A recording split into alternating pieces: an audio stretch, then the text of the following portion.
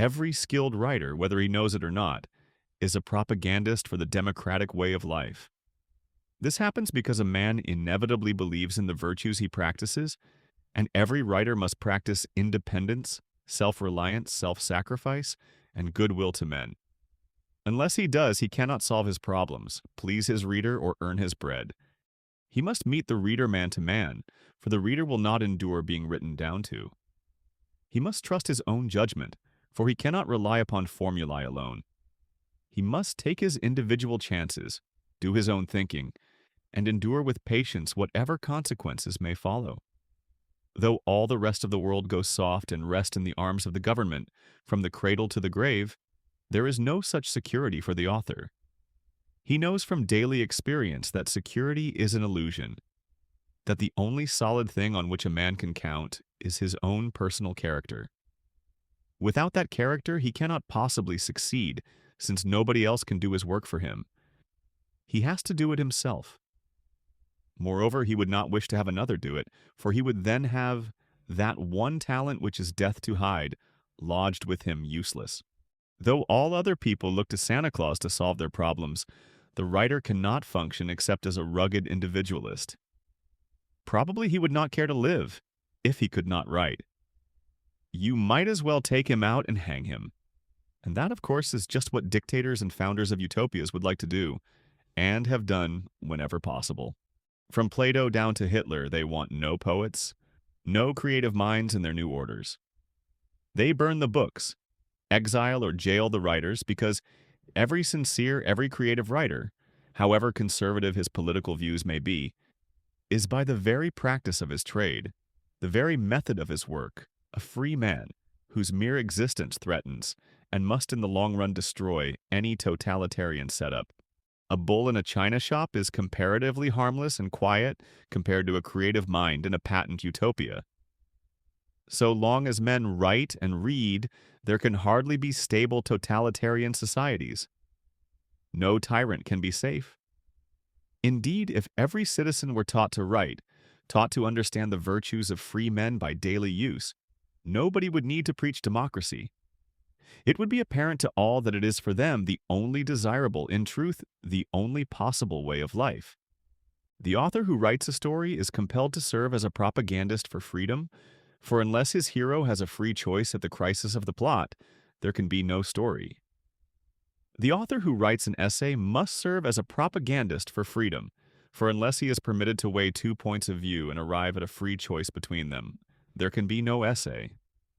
No matter what he says, if he is creative and competent, the writer cannot help living by democratic pioneer virtues, and his life and work will speak for them. What he speaks so loud we cannot hear what he says. A good writer is always and inevitably a free man, and any writer successful in the long run is necessarily and inevitably an honest man. For unless he is both, he cannot do his work, he cannot express himself, his originality cannot function. Does all this seem remote from your problems? I assure you it is not. The intellectual element in most fiction, and, indeed, in a very great deal of non-fiction, is chiefly architectural. That is to say, more thought and intelligence is commonly devoted to the planning and construction of a good piece of writing than is usually required in working out the details of style and handling. Of course, the old Greeks understood this well enough. In fact, Aristotle in his Poetics declares in so many words that a poet, maker, or creative writer is a man who makes plots and not a man who makes verses. In the passage referred to, Aristotle was speaking of dramatic poets, but the law holds for writers of all kinds who attempt any construction at all. The truth is that organization, significant form, is the thing which makes a writer's ideas effective. A book or article may achieve some temporary success by virtue of having a timely subject or appealing to emotions already existing in the mind of the reader, but in the long-run organization, architecture is the only guarantee of success. Without this, style and ideas are of little value. This fact is what makes writing a profession. In every city block, there are several persons with sufficient command of English to write a good style. Ideas come a dime a dozen. Emotion is in the very air we breathe. The materials, the things about which men write, are piled all around us a mile deep. These things can be had for the asking. But the creative power of the builder, the organizer, must be developed by training. Those who have undergone the training and learned to create and organize materials effectively are no longer amateurs but have become professionals. Their training is their armor which protects them from the competition of those who lack their skill. Such a writer has earned the title of poet in the old Greek sense of the word. He has learned to think like a writer about the things a writer thinks about. Here an illustration may be helpful. A friend of mine, a sculptor and successful teacher of his art, tells this story. When a student in the art school, he and others were entered in a competition which required the modeling of a figure to be completed before the end of the school term, a period of 10 weeks. The competition, he knew, would be severe, and he prepared to give everything he had towards winning the prize on which his future depended. Early in the term, however, he met with an accident which sent him to the hospital for a protracted stay. By the time he was able to re-enter the class and begin work on his figure, 8 of the 10 weeks were gone. Everyone else in the class was already far along with the project, engaged in finishing the last details of his figure. Furiously, my friend went to work, attempting to finish his figure in record time, trying to do everything at once and to finish each part and feature of the figure as he went along. At the end of the week, he stood back and surveyed the horrible thing he had created. He saw at once what was wrong. He had been working out the details before he had planned the figure as a whole. Such niggling could only result in a botched job. He went home and thought things over, made up his mind, returned, and destroyed his work. For half an hour thereafter, he kept his hands in his pockets and used his head, planning the work as a whole. It was obvious he saw that the figure must stand either on the right or left foot, or on both. He quickly decided on the right foot. This posture determined how the shoulders should slope, how the hips must swing, and the position of the head. Before the half hour ended, he had visualized the completed figure as a whole. Without haste and without worry, he went to work and quickly roughed out the figure in its entirety. By that evening, he had made up most of the time lost in the hospital. During the rest of the week, he worked out the details in accordance with the master plan. His figure was completed in time to be entered in the competition. He won the prize. This taught him a valuable lesson which he has handed on to his pupils, that the whole must be conceived and roughed out before the details can profitably be worked in. Such a method not only gave the work a unity and rounded perfection, but developed in the artist a grip and facility which made his career a brilliant success. The moral is clear, one which every author may profit by. The plain fact is that in writing, as in any other art, the conception of the whole plays a major part in giving satisfaction to the reader. Indeed, it is safe to say that unless the author knows where he is going, very few readers will go along. The confidence of the writer is somehow communicated to the reader from the very beginning. The reader says to himself, "This author knows what he is about, I'll take a chance on him." Now, this feeling of confidence cannot be communicated to the reader unless the author himself has it. And obviously the author cannot have it unless he has planned the work as a unit. Consider your own experience as a reader. Many of the books, articles, and essays you have enjoyed were doubtless of slight value for their content. The ideas they contained may have been commonplace, even trivial, yet you enjoyed those works because the author made the most of what he had in hand, because he made you feel that he was a competent guide. On the other hand, you will doubtless recall dreadful books which you waded through from a sense of duty, books which contained vital and important ideas, no doubt, but were nevertheless a torture to you because the author was a fumbler. By significant form we mean, then, that structure which will bring out the intention of the author to greatest advantage, that form which will make the reader see what the author felt was worth seeing in his materials. The object of every writer should be to achieve that form. This requires practice and forethought. It is the same in architecture. You and I may be able to sketch a house which seems attractive, the kind of house we think we might like to live in. But only an architect can imagine that house so that he knows where the plumbing must go and the wiring lie, how much space the stairs will require, what construction will be able to carry the roof, how to make the chimney draw and the drains serve their purpose. You and I cannot imagine a house because we are not architects. Let us consider, then, what an author thinks about in planning a given piece of work. For example, an article.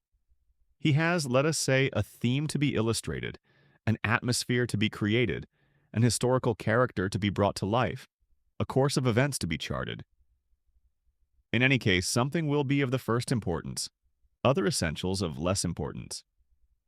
The significant form will be that which best exhibits that element which strikes the author as most vital. Of course, to create this, the writer must have had enough experience in writing and analyzing types to know what his type consists of, what its structure demands. Having devised and arranged these essentials in order in his mind or on a sheet of paper, he must then consider where the written article or chapter should begin, since it is a rule followed since the days of Aristotle that the written work should never begin at the beginning. Obviously, the point at which the written article should begin will be that at which the reader will find himself face to face with an exciting idea or fact. This means that what has gone before will have to be brought in by statement or implication, as early as is consistent with creating and maintaining the interest of the reader. The writer, of course, would prefer not to annoy his reader with this background material. He will therefore have to consider how much of this material must be included, and omit everything not absolutely essential. Even so, he is likely to find himself with a bucket full of dry facts on which the reader is likely to choke. To prevent it, all his ingenuity will be demanded. If possible, he will try to imply what has gone before, rather than tell it, since he knows the reader is not paying him to tell what happened, but to show it. It may be that considerations of space or the complexity of his material compel him to insert some account of what has gone before. His problem is then how to make this as interesting as possible, how to keep the account from clogging the movement. He will consider how he may emotionalize this passage, how to keep it moving rapidly, whether by presenting it in the form of a dramatic anecdote, witty dialogue, or emotional reminiscence. He will also take care not to introduce it until he is sure the reader has already become definitely interested. In order to ensure this immediate interest, he will plan the beginning preceding the passage with great care, so that the first sentence or brief paragraph will give the main idea in little by creating an absorbing atmosphere, presenting a vivid and appealing character, or stating his theme in a way to arouse interest in his reader. The beginning must not only interest the reader and arouse his curiosity, but must give him the feeling that the author knows what he is about and where he is going. Otherwise, the reader will never get that far, much less go farther.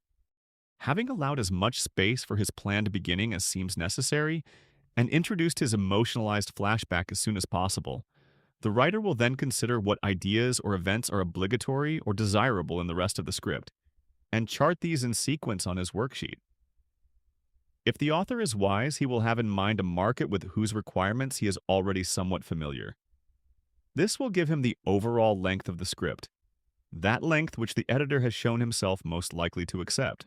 Thus, he will know that his article or chapter may run to 10 or 15 or 20 typewritten pages, and he can allot a suitable proportion of these to each main division of his work. If the author is one who overwrites, he will therefore plan his work to be shorter than it will actually become in the writing.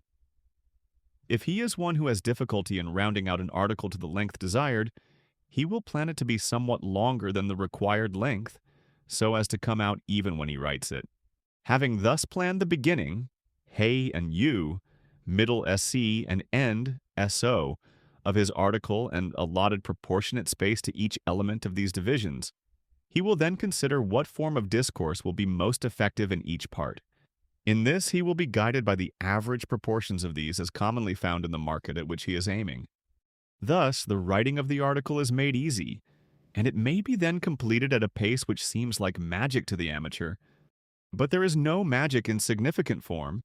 It is simply intelligence applied to construction, intelligence which decides in advance what should be done, and then logically determines upon the best methods for doing it.